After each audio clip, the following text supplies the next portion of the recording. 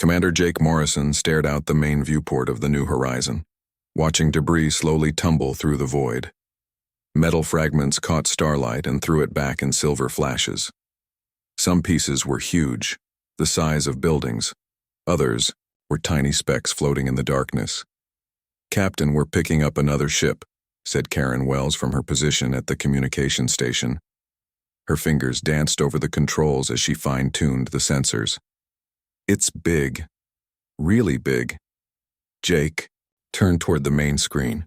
A massive vessel appeared, easily 10 times the size of their own ship. Its hull was dark gray with strange markings painted in red. 4 smaller ships flanked it like guard dogs. "Zephyrian salvage fleet," muttered Tony Rodriguez from the navigation console. "We should have expected them to be here first." The Zephyrians were known throughout the galaxy as skilled scavengers.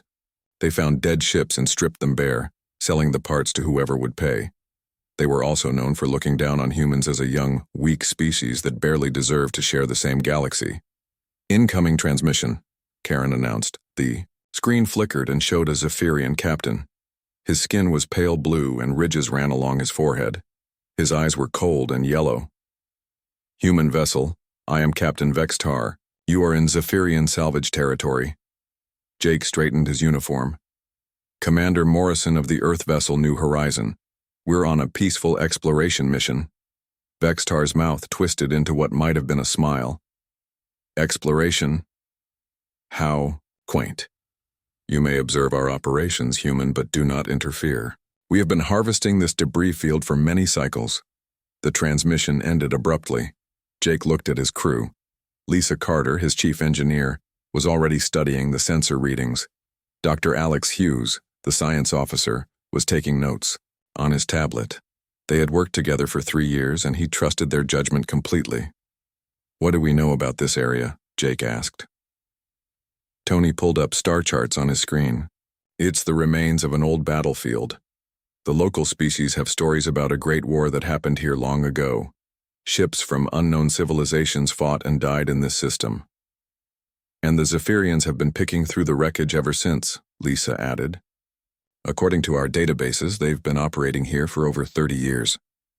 Another transmission came through. This time, Vextar sounded almost amused. "Commander Morrison, would you like a tour? Perhaps your primitive sensors would benefit from seeing real salvage operations." Jake wanted to refuse, but his curiosity won. "We accept your invitation." An hour later, Jake and his senior staff were aboard a Zephyrian shuttle, flying through the debris field. The wreckage was even more impressive up close. Twisted metal structures stretched for kilometers. Some pieces still had power systems glowing faintly in the dark. "Magnificent, is it not?" Vextar gestured with one long arm. "The fools who built these ships thought they were advanced.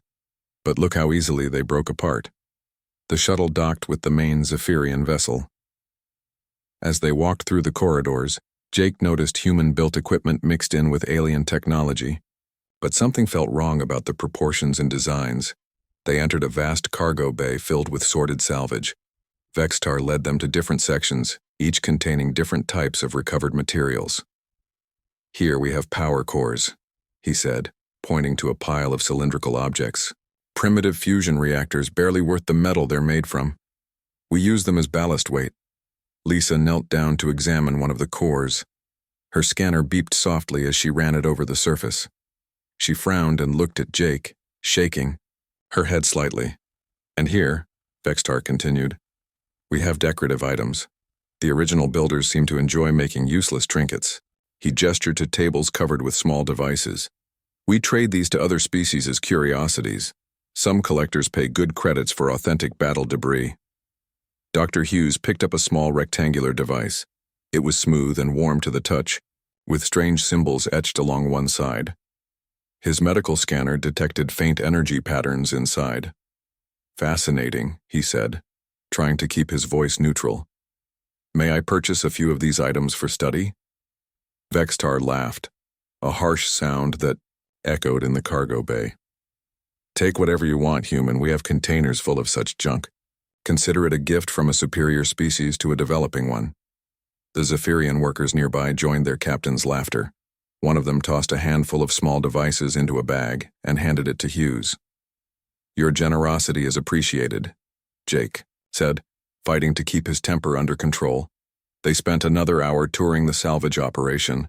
The Zephyrians showed them rooms full of processed materials, refined metals, and components ready for sale. Everything was organized with military precision. But Lisa and Hughes kept exchanging worried looks. Their scanners were detecting things that didn't match what the Zephyrians believed they had found. As they prepared to leave, Vextar made one final comment that chilled Jake to the bone. "You know, Commander, we've been studying the energy signatures from this debris field. The technology that built these ships was surprisingly advanced for such an ancient civilization, almost too advanced." "What do you mean?" Jake asked. "The metallurgy, the power systems, even the basic construction techniques. They're unlike anything else we've encountered in this region of space, almost as if they came from somewhere very far away." Jake nodded politely, but his mind was racing. As soon as they were back aboard the New Horizon, he called his senior staff to the conference room. "Report," he said simply. Lisa spoke first. "Captain, those power cores aren't primitive fusion reactors. My scans detected quantum resonance patterns that shouldn't be possible with current technology. The small devices show similar anomalies," Hughes added. "The energy signatures are completely unlike anything in our databases. But there's something familiar about the design patterns." Karen looked up from her communication logs. "Sir, I intercepted some of their internal transmissions while we were aboard. They've been finding similar debris in other systems. Always the same technology. Always from battles that happened centuries ago." Tony was studying the star charts again. "Captain, I've been checking the orbital mechanics of this debris field. Based on the dispersion patterns, whatever happened here occurred approximately 700 years ago." Jake felt a cold weight settling in his stomach. 700 years ago. That's around the time of Earth's first deep space colonization attempts. The room fell silent. Everyone understood the implications, but nobody wanted to say it out loud. Dr. Hughes finally broke the silence. "Sir, I need to run more detailed scans on these artifacts. If what we're thinking is correct, then what the Zephyrians call junk might be the most important discovery in human history." Jake looked around the table at his crew. They were good people, smart and dedicated. If they were right about this, everything was about to change. "Do it," he said. "And Hughes, be very, very careful." Dr. Alex Hughes had not slept in 36 hours. His eyes burned from staring at computer screens, but he could not stop working. The artifacts from the Zephyrian salvage operation sat on his lab table, each one more impossible than the last. The small rectangular device he had picked up first was the most interesting. Under deep scanning, it revealed layer after layer of technology that defied explanation. The outer shell looked simple, but inside were circuits smaller than anything humans could currently manufacture. "Computer, run another metallurgical analysis on sample 7, he said to the lab's artificial intelligence. "Analysis complete. The sample contains elements not found on the periodic table. The atomic structure appears stable despite theoretical impossibility." Hughes rubbed his eyes and looked at the data again. The same result every time. Materials that should not exist, arranged in patterns that suggested incredible technological advancement. A soft chime indicated someone at his lab door. "Come in," he called. Commander Morrison entered, carrying 2 cups of coffee. "Thought you might need this." He handed one to Hughes and sat down across from the lab table. "What have you found?" Hughes took a long sip of coffee before answering. "Jake, what I'm about to tell you is going to sound impossible. These aren't alien artifacts." "What do you mean?" Hughes picked up the rectangular device and turned it over in his hands. "The design philosophy, the construction methods, even the user interface concepts, they're human, but they're human technology that's centuries more advanced than anything we have today." Morrison leaned forward. "That's not possible. 700 years ago, humans barely had fusion power." "That's what I thought too," Hughes activated his main display screen. But look at this. I managed to partially activate 3 of the smaller devices. They each projected holographic displays using technology we're just beginning to understand. The screen showed a 3-dimensional star chart with hundreds of systems marked in glowing dots. At the center was a familiar yellow star. "That's Earth," Morrison said quietly. "Yes. And these coordinates, here, here, and here, match historical records of humanity's first colony expeditions, the ones that disappeared during the Great Exodus of 2056. Morrison stood up and walked to the viewport. Outside, the debris field drifted silently through space. "You're saying this is human wreckage. I'm saying this is the wreckage of Earth's most advanced fleet. Ships that left our solar system with technology we've apparently forgotten how to build." Hughes activated another display. "I found manufacturing stamps on several components. They're in English, Jake. Old English, but definitely human writing. And the dates," he paused. "The dates match exactly with the launch of the colony ship Terra's Dream." Morrison turned around. Terra's Dream was lost with all hands. No communication, no distress signal. They just disappeared. They didn't disappear. They made it here, and they brought an entire battle fleet with them. Advanced ships with weapons and defenses far beyond anything in our current military. Hughes pulled up another file. "I managed to access what appears to be a partial crew roster from one device. Names like John Parker, Maria Gonzalez, Robert Kim. Human names, Jake." Morrison sat back down heavily. How is this possible? If humans had this level of technology 700 years ago, what happened to it? "I think I know." Hughes activated a new display showing intercepted Zephyrian communications. Karen has been monitoring their internal channels. The Zephyrians have been salvaging this debris field for over 30 years, but they've also been finding similar wreckage in dozens of other systems. Other systems? Yes, all along the route that Earth's colony ships would have taken. It looks like there was a running battle that lasted months, maybe years. The humans were fighting a withdrawal action, destroying their own ships rather than let the technology fall into enemy hands. Morrison studied the star chart showing the trail of debris. The Zephyrians. They're the ones who destroyed the colony fleet. It makes sense. The timeline matches the early expansion period of the Zephyrian Empire. They were conquering everything in their path back then. Hughes picked up another artifact, a small crystalline cube that pulsed with internal light. But here's the really incredible part. The humans of that era apparently anticipated that their descendants might one day return. Several of these devices contain what appear to be time-locked data storage systems. Time-locked? Programmed to remain dormant until specific conditions are met. Human DNA signatures, certain technological keywords, things that would only be available to Earth's children. Morrison looked at the cube in Hughes's hands. "Can you unlock them?" "I've been trying, but I think I need more than just individual devices. The Zephyrians have been treating these artifacts as separate items, but I suspect they were designed to work together as an integrated system." Karen Wells' voice came over the intercom. "Captain, you need to see this. I'm picking up some unusual activity from the debris field." Morrison and Hughes hurried to the bridge. On the main screen they could see faint energy patterns beginning to appear among the floating wreckage. "It started about 10 minutes ago," Karen explained. "Very low power, but definitely artificial, like something is waking up." Tony Rodriguez was running scans from his navigation station. "Sir, I'm detecting structural changes in some of the larger debris pieces.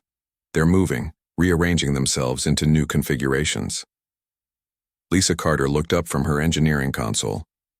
"Captain, whatever's happening out there is responding to our presence. The energy patterns are stronger in the direction of our ship." Hughes felt a chill run down his spine. "Jake, what if the time-locked systems aren't just in the small artifacts? What if the entire debris field is one massive integrated network, waiting for humans to return?" Before Morrison could answer, a new voice filled the bridge. It was speaking English, but the accent was strange, ancient. "Unknown human vessel, please identify yourselves. This is Defense Network Alpha 7, Terra Expedition Fleet Command. If you can hear this message, the Homeland protocols are now active. The bridge fell silent. Everyone stared at the main screen where the debris field was beginning to glow with increasing energy. Repeat, unknown human vessel. You are in the presence of Earth Colonial Defense Network Alpha 7.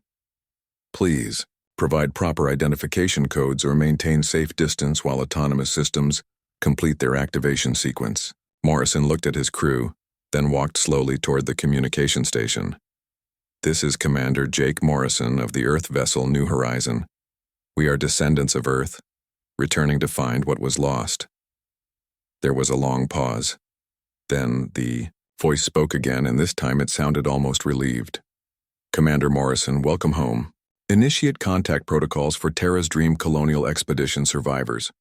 Warning, hostile forces may still be present in this system. Defensive systems coming online. Please stand by for historical briefing and technology transfer authorization. Hughes grabbed Morrison's arm. Jake, do you understand what this means? That's not just wreckage out there. It's an entire fleet of Earth's most advanced ships, preserved and waiting for us to return. Morrison nodded slowly, watching as more and more lights began to appear in the debris field.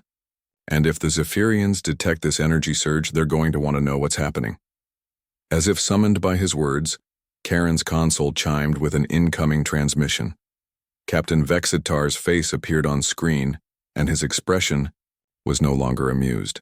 Commander Morrison, explain the energy readings coming from your position immediately.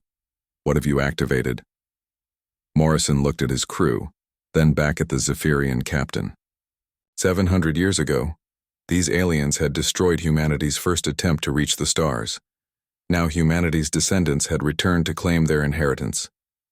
Captain Vexistar, I suggest you withdraw your vessels to a safe distance.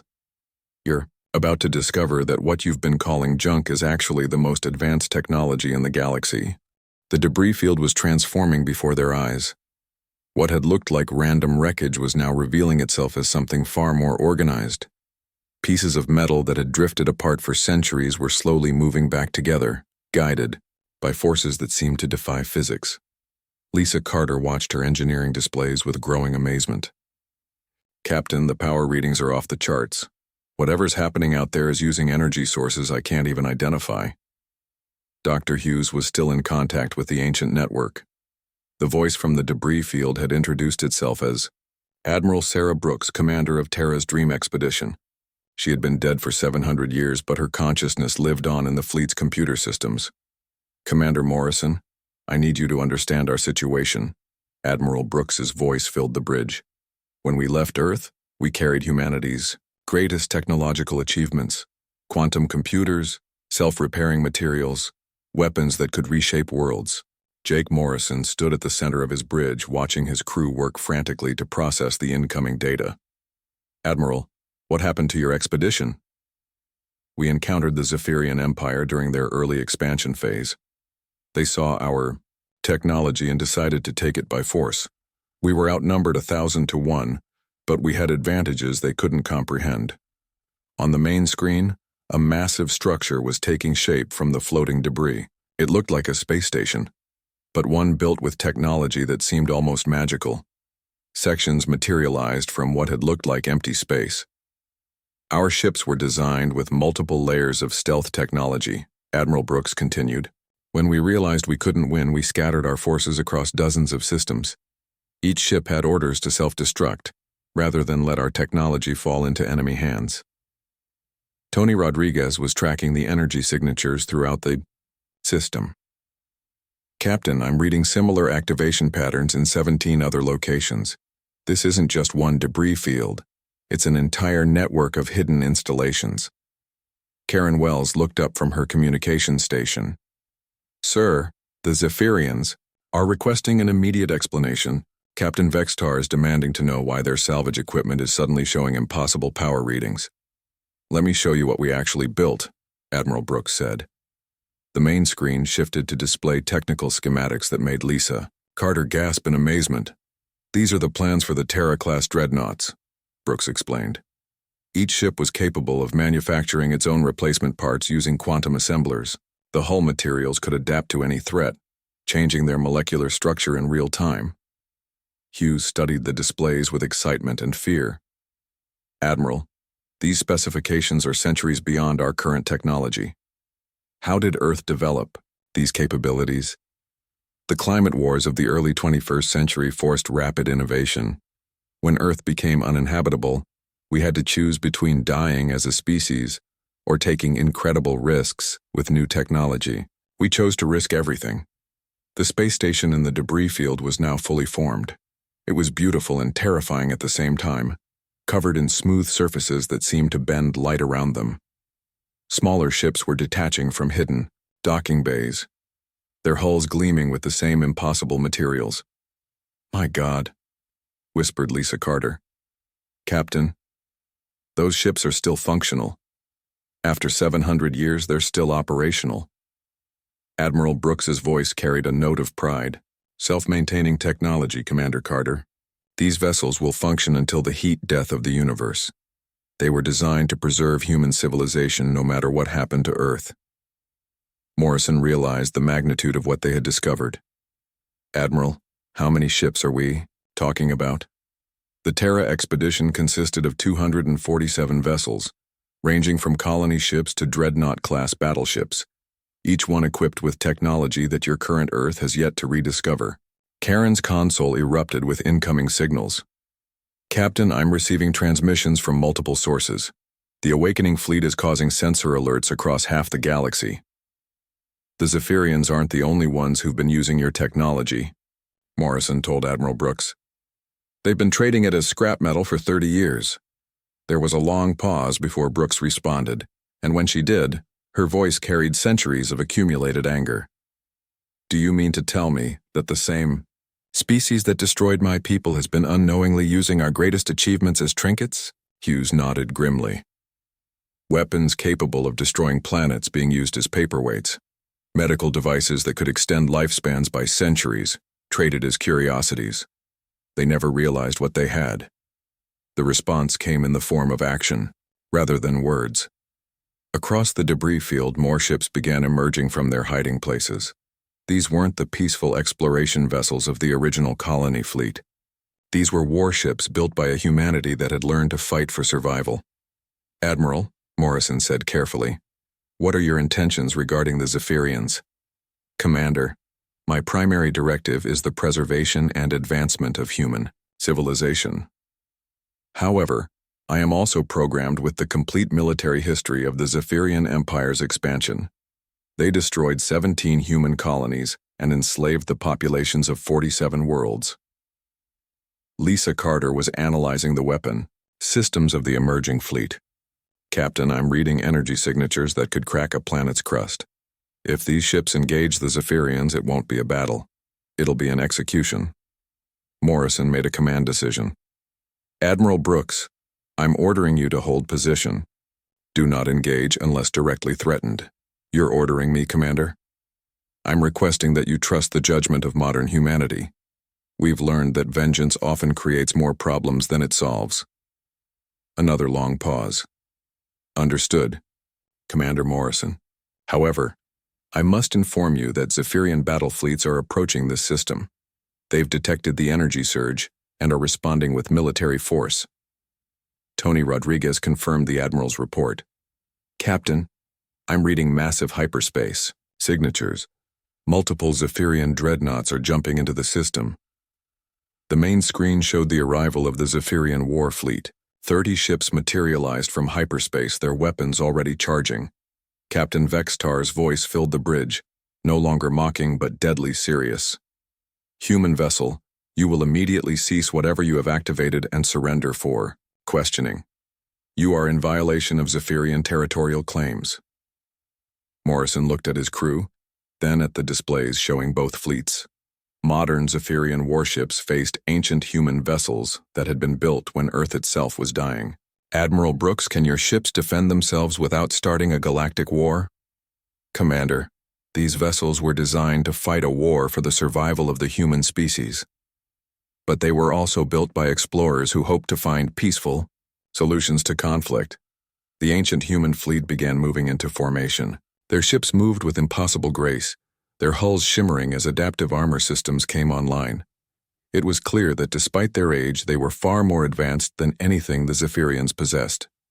However, Admiral Brooks continued, I believe it's time the Zephyrian Empire learned the true cost of underestimating humanity.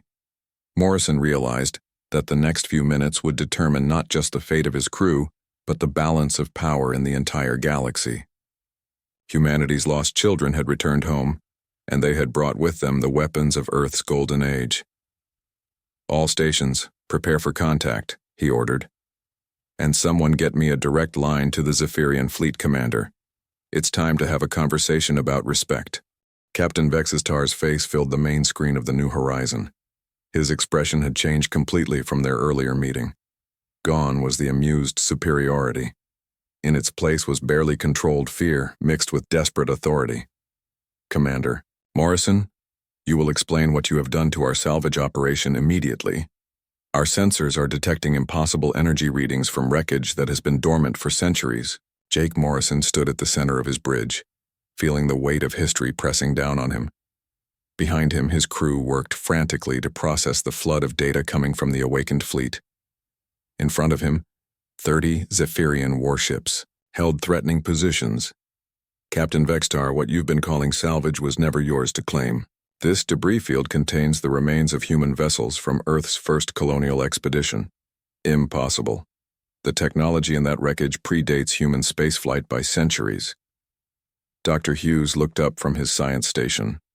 Captain, Admiral, Brooks is requesting permission to demonstrate the capabilities of one of her destroyer-class vessels. Morrison nodded. Admiral, proceed with non-lethal demonstration only. On the main screen, one of the ancient human ships moved forward from the fleet formation. It was smaller than the Zephyrian dreadnoughts, but there was something about its movement that suggested incredible power held in check. The ship stopped directly between the two fleets and began to change. Its hull flowed like liquid metal, reshaping itself from a sleek exploration vessel into something that could only be described as a weapon of war. Spines emerged from the hull, glowing with contained energy. The ship's surface became mirror bright, reflecting the light of nearby stars. What you are witnessing, Admiral Brooks's voice filled both bridges, is adaptive military technology developed by Earth during the climate wars. This single vessel carries more firepower than your entire fleet. Lisa Carter was analyzing the energy readings from her engineering station. Captain, I'm reading power levels that shouldn't be possible. That destroyer is somehow tapping into quantum vacuum energy. It has unlimited power. Captain Vextar's crew was shouting reports in the background of his transmission. His weapons, officer was clearly telling him that their targeting systems couldn't lock onto the human ship. This is a trick, Vextar declared, but his voice lacked conviction. No single ship could threaten the Zephyrian battle fleet. The ancient destroyer responded by firing a single beam of light toward an asteroid the size of a small moon. The asteroid simply ceased to exist. Not destroyed, not broken apart, but completely removed from reality as if it had never been there. Matter conversion weapon, Admiral Brooks explained calmly. We developed it to clear debris from colony sites. Of course, it works equally well on hostile vessels. The Zephyrian fleet began backing away from the human ships. Morrison could see panic spreading through their formations as they realized that their overwhelming numerical advantage meant nothing against technology they couldn't understand. Admiral Brooks, Morrison said carefully, I believe we've made our point. Have we, Commander? For 7 centuries, these aliens have been stripping the graves of my people and using our greatest achievements as decorations. They destroyed our colonies, enslaved our people, and then forgot we ever existed. Hughes was monitoring communications between the Zephyrian ships. Captain, they're calling for reinforcements. More fleets are jumping into the system. Indeed, the space around them was filling with arriving vessels. But they weren't all Zephyrian. Other species who had purchased salvage technology from the Zephyrians over the years were sending their own fleets to investigate the energy surge. This is getting complicated, Karen Wells reported from communications. I'm receiving hails from 12 different species, all demanding explanations. Tony Rodriguez was tracking the new arrivals on his navigation display. Captain, Some of these species are traditional enemies of each other. If they start fighting over access to the human technology, this could turn into a galactic war. Admiral Brooks' voice took on a new tone, one of grim satisfaction. Perhaps it's time the galaxy learned that humanity is not to be underestimated. More human ships were emerging from hiding places throughout the debris field. As each one activated, it revealed technology that defied everything the gathered aliens thought they knew about military science. Ships that could phase in and out of reality, weapons that fired miniature black holes, shields that converted incoming fire into additional power. Morrison realized that the situation was spiraling out of control. The ancient human fleet represented power that could reshape the galaxy, and every major civilization was converging on their location to claim it. Admiral, how many of your people survive in the computer networks? 218 command personnel, plus the complete database of Earth scientific knowledge from the 22nd century. We've spent 7 centuries analyzing and improving upon the technology that brought us here. Hughes looked up from his console with excitement. Captain, the Admiral is transmitting technical specifications directly to our computers. Manufacturing processes for materials we can't even name. Weapon systems that use physics we're just beginning to understand. Lisa Carter was studying the incoming data with growing amazement. Sir, if we could build just one of these ships, humanity would become the dominant military force in known space overnight. That's the intention, Admiral Brooks said. Commander Morrison, I'm prepared to transfer all of our accumulated knowledge to modern Earth, but first I need your assurance that humanity is ready for this responsibility. Before Morrison could answer, the space around them exploded into chaos. 3 different alien fleets opened fire on each other, each trying to secure access to the human technology. Energy beams and missiles filled the void as old grudges and territorial disputes erupted into violence.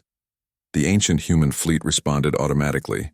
Defensive systems that had waited 7 centuries activated in microseconds.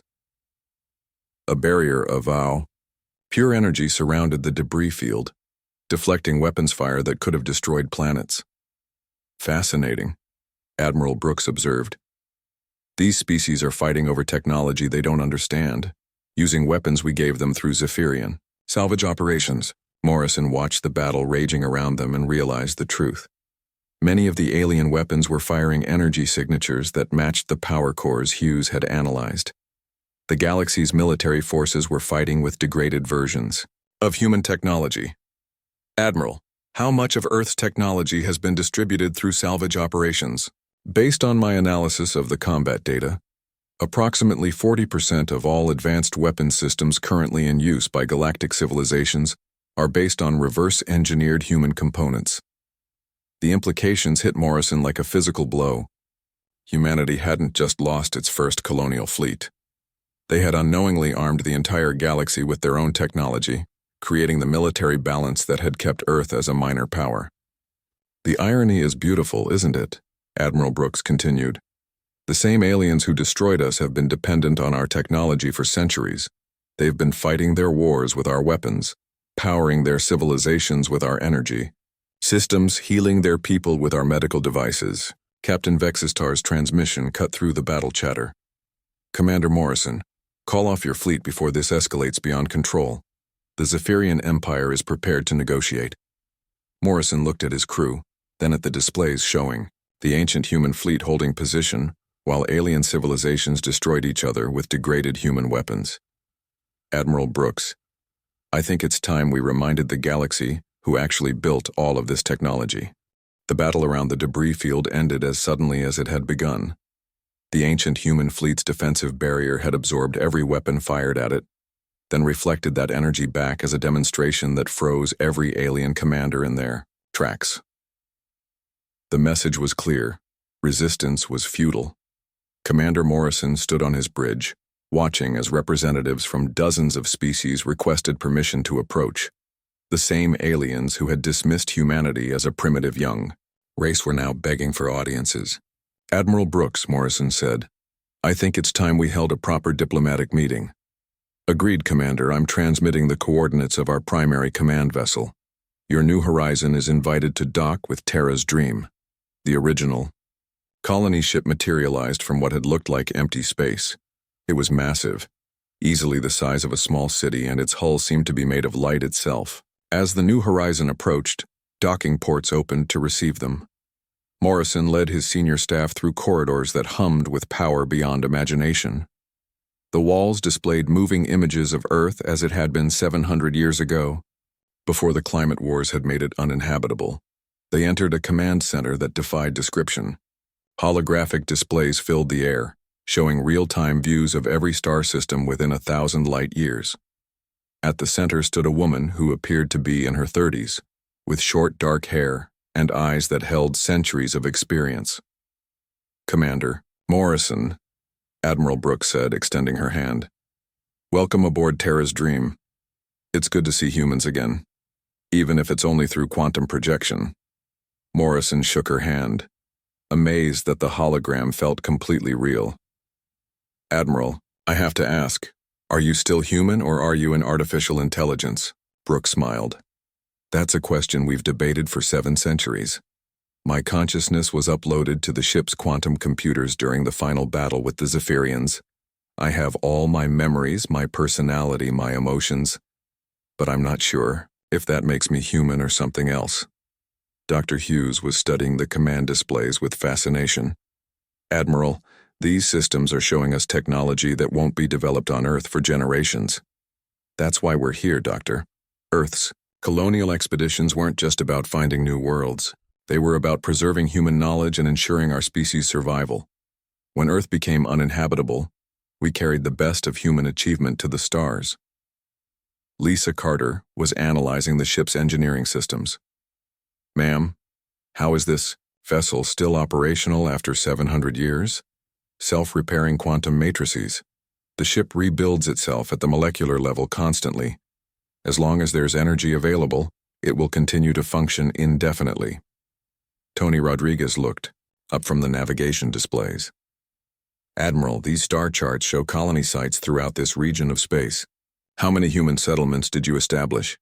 47 successful colonies across 23 systems. Most were destroyed by the Zephyrians during their expansion, but several survived by hiding their true nature.